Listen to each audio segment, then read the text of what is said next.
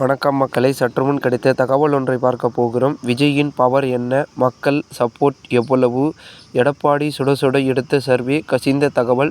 இந்த ஒரு தகவலை பற்றி தான் நாம் பார்க்க போகிறோம். தகவலை பார்ப்பதற்கு முன்னதாக நீங்கள் நம்மளுடைய சேனலுக்கு புதிய பார்வையாளர்களாக இருந்தீர்கள் என்றால் மறக்காமல் நம்மளுடைய சேனலை சப்ஸ்கிரைப் செய்து வைத்துக் கொள்ளுங்கள் மக்களே. தமிழக அரசியலில் அதிமுக விஜயின் தாவேகா கூட்டணி விவகாரம் இப்பொழுது ஹாட் டாபிக்.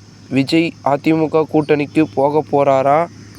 அதிமுக கூட்டணிக்கு வரப்போகும் அந்த பிரம்மாண்ட கட்சி எது என்ற கேள்வி தமிழக அரசியலில் தீவிரமாக உலா வருகிறது. இப்படிப்பட்ட நிலையில்தான் விஜய்க்கான செல்வாக்கு எப்படி இருக்கிறது, அவரை மக்கள் ஏற்கிறார்களா என்ற இரட்டை கேள்விகள் பதில் தேடி அதிமுக சார்பாக பெரிய சர்வே ஒன்று நடத்தப்பட்டு உள்ளதாம்.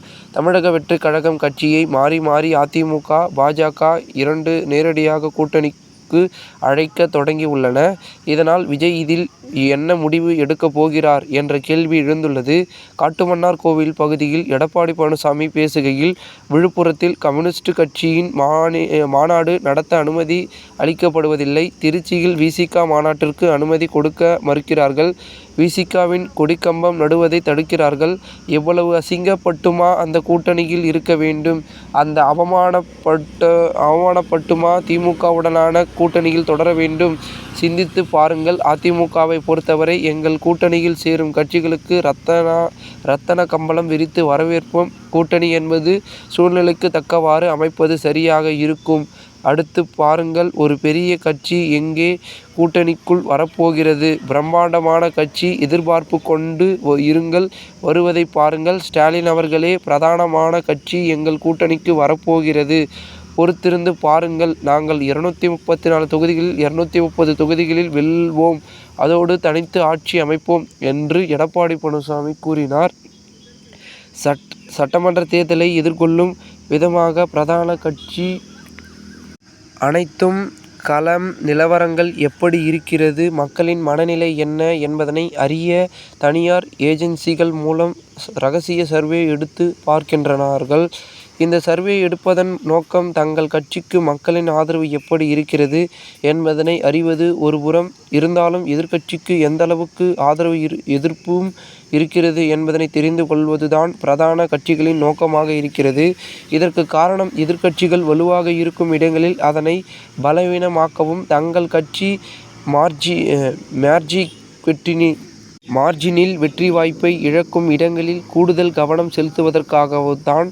அந்த வகையில் திமுகவிற்காக ஸ்டாலினின் மருமகன் சபரீசன் பெண் நிறுவனம் இயங்கி வருகிறது. அதேபோல் நடிகர் விஜயின் தமிழக வெற்றிக் கழகத்திற்காக அக்கட்சியின் தேர்தல் பிரிவு செயலாளர் ஆதவ் அர்ஜுனாவின் வாய்ஸ் ஆப் காமெண்ட் அமைப்பு கவனித்து வருகிறது. அதிமுகவை பொறுத்தவரை அவரை கட்சியின் முடிவின்படி ஒரு தனியார் நிறுவனம் இந்த வேலையை பார்த்து வருகிறது. அதே சமயம் எடப்பாடி பழனிசாமியின் மகன் மிதுனன் தனியாக ஒரு தனியார் ஏஜென்சி மூலம் தமிழக தேர்தல் களத்தின் பல்லை அறிந்து கொள்கிறார். அந்த ஏஜென்சி மூலம் 3 மாதங்களுக்கு ஒரு முறை மீண்டும் சர்வே எடுத்து பார்க்கிறார் மிதுனன். தேர்தலில் வாக்குப்பதிவு நடக்கும் முதல் நாள் வரை மக்களின் மனநிலை மாறக்கூடியது. அதனால் கடைசி கட்டம் வரை மக்களின் மனநிலையை அறிந்து கொள்வது முக்கிய என்பதாலே இந்த 3 மாதங்களுக்கு ஒரு முறை என்கின்ற கான்செப்டுக்குள் நுழைந்துள்ளார் அவர். இந்த சர்வே என்பது அதிமுகவிற்கான ஒரு வெற்றி வாய்ப்பு பற்றி எடுக்கப்படவில்லையாம். மாறாக விஜய்க்கான செல்வாக்கு எப்படி இருக்கிறது, அவரை மக்கள் ஏற்கிறார்களா என்கின்ற இரட்டை கேள்விக்கு பதில் தேடி மட்டுமே இந்த சர்வே எடுக்கப்பட்டதாம். அந்த சர்வேவின் முடிவுகளில் சீமானின் நாம் தமிழர் கட்சியைப் போல விஜயின் தாக்கத்தை ஏற்படுத்துவார். இதற்காக 10 முதல் 12% வாக்குகள் மட்டுமே அவருக்கு கிடைக்கின்றது. அதே சமயம் ஒரு இடத்தில் கூட வெற்றிக்கான வாய்ப்பு அக்கட்சிக்கு கிடைக்கவில்லை. வட தமிழகத்தில் விஜய் போட்டியிட்டால் அவர் மட்டுமே ஜெயிக்க வாய்ப்புள்ளது. அதுவும் விஜயை எதிர்த்து திமுகவும் அதிமுகவும் நேரடியாக வலிமையான வேட்பாளர்களை நிறுத்தினால் விஜயின் வெற்றி கேள்விக்குறியாகும். மாறாக விஜயை எதிர்த்து திமுகவிலும் அதிமுகவிலும் அதன் கூட்டணி கட்சிகள் போட்டியிட்டால் விஜய் ஜெயிப்பார். வட தமிழகத்தில் தவிர்த்து மற்ற மாவட்டங்களில் போட்டியிட்டால் அவரது வெற்றிக்கு உத்தரவாதம் இல்லை. சுருக்கமாக, விஜயை எதிர்த்து திமுக, அதிமுக வேட்பாளர்கள் களமிறங்கினால் விஜய் தோற்பார். அதே சமயம் அவரை எதிர்த்து பிரதான கட்சிகளின் தோழமை கட்சிகள் போட்டியிட்டால் விஜய் ஜெயிப்பார்.